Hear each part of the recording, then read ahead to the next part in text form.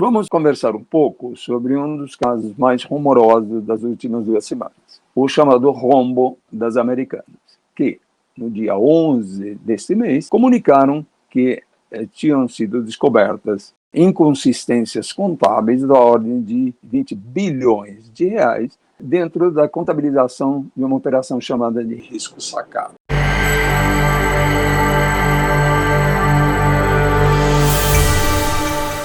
Vamos começar explicando o que é uma operação de risco sacado, aquela que aparentemente causou o rombo das lojas americanas. A operação de risco sacado é uma linha de crédito entre um comprador, neste caso Americanas, e um banco. Qual que é o papel do banco? Tem aí duas modalidades de risco sacado. A primeira é: fornecedor fornece mercadorias para as Americanas e emitiu uma nota fiscal com vencimento em 90 dias. Aí o banco paga antecipadamente esse fornecedor, digamos, no terceiro ou quarto dia da emissão da nota fiscal, mas faz um desconto. Portanto, quem tem o encargo financeiro dessa antecipação é o fornecedor e não Americanas. Aos 90 dias, ou seja, no vencimento da nota fiscal, a Americanas tem que pagar o banco. Se não pagar nessa data, ele poderá estender o prazo, mas aí quem incorre em encargos financeiros é a Americanas. A outra modalidade é que o banco, nesse terceiro ou quarto dia de emissão da nota fiscal pelo fornecedor, paga o tanto integral ao fornecedor. Aí o comprador americano, nesse caso, fica incorrendo em encargos financeiros a partir desse momento em que o banco pagou, até o momento em que ele, Americanas, o comprador, pagar o banco. Vamos agora ver um pouquinho quais são os impactos desse tipo de operação e o que pode ter acontecido no caso das Americanas. Uma das coisas que se falou é que a dívida com fornecedores, que nessa segunda modalidade que explicamos, passa a ser uma dívida bancária da parte do comprador, teria sido deixada na conta de fornecedores em lugar de passar a ser considerada uma dívida bancária. Bom, qual que é a grande diferença disso? A grande diferença é a seguinte: as dívidas com fornecedores, em geral, não têm encargos financeiros, pelo menos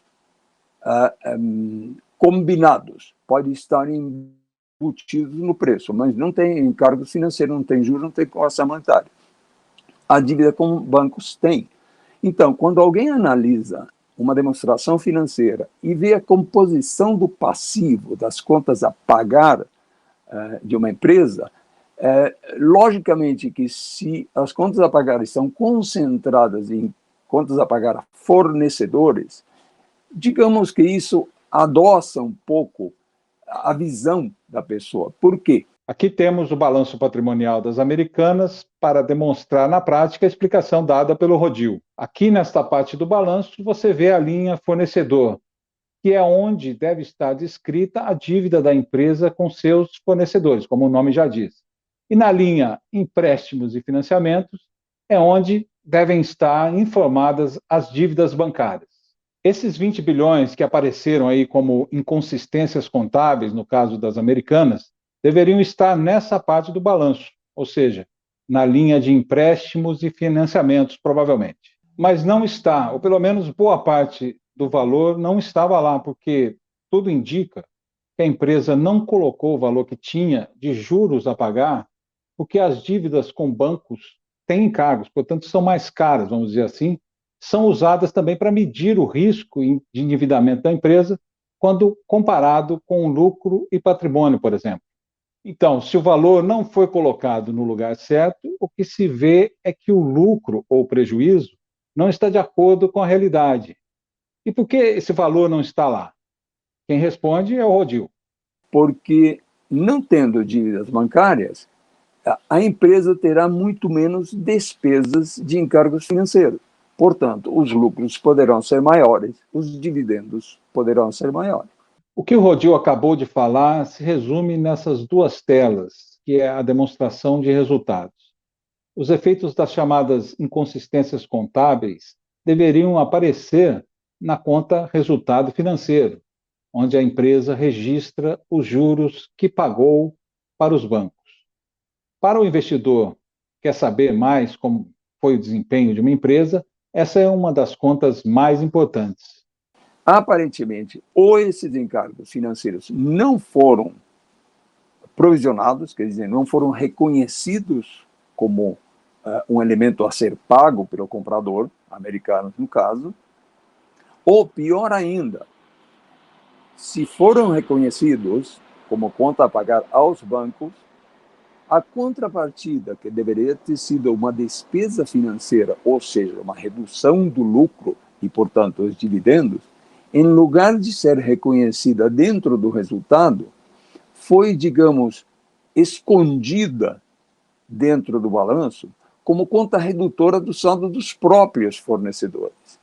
Então, isso fazia com que o resultado final de cada exercício, de cada trimestre, fosse melhor do que realmente tinha sido. Toda e qualquer empresa tem uns gastos de logística na compra.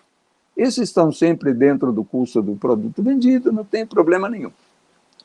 No e-commerce, boa parte da competição, da concorrência, se faz por meio de, a partir de tal volume, frete grátis. Quando a empresa vai aumentando o seu volume por causa de oferecer esse frete grátis somente para compras a partir de determinado nível, o que acontece é que vai precisar mais capital de giro, portanto vai comprometer mais ainda a sua parte financeira, portanto irá precisar possivelmente de mais financiamento bancário. E isso é uma bola de neve. O comunicado do dia 11 de janeiro, né, deste ano, falava de inconsistências contábeis da ordem de 20 bilhões de reais. Em comparação com o valor de mercado da empresa, em comparação com as vendas, em comparação com o passivo, é um número assustador, na realidade. Por quê? Vamos ver um pouco. Qual que foi as últimas informações financeiras divulgadas pela Americanas? O ITR, ou seja, a informação trimestral de 30 de setembro de 2022. Os passivos totais, estamos falando fornecedores, bancos, salários a pagar, encargos previdenciários a pagar, etc. Todos os passivos somavam pouco mais de 30 bilhões, 200 milhões de alguma coisa. Vamos supor, assim, extrapolando um pouquinho, que em 31 de dezembro de 2022, esse passivo chegava a alguma coisa total, curto prazo e longo prazo, uma coisa na ordem de 33, 34 bilhões de reais. No dia 11, e, aliás, posteriormente, na petição da recuperação judicial, estabelecer que o passivo é de 43 bilhões de reais, nos faz pensar imediatamente o seguinte: se 15 dias atrás eu tinha um passivo de 33 a 34, como é que hoje eu apresento uma petição com passivo de 43 bilhões? Possivelmente, isso que nós estávamos falando antes, de encargos financeiros não provisionados, não reconhecidos como passivo, pode significar esses 9 bilhões que temos como diferença. Agora, nós precisamos nos perguntar um pouco sobre o futuro da Americanas. Tem 60 dias para apresentar o plano de ações necessárias para realmente recuperar.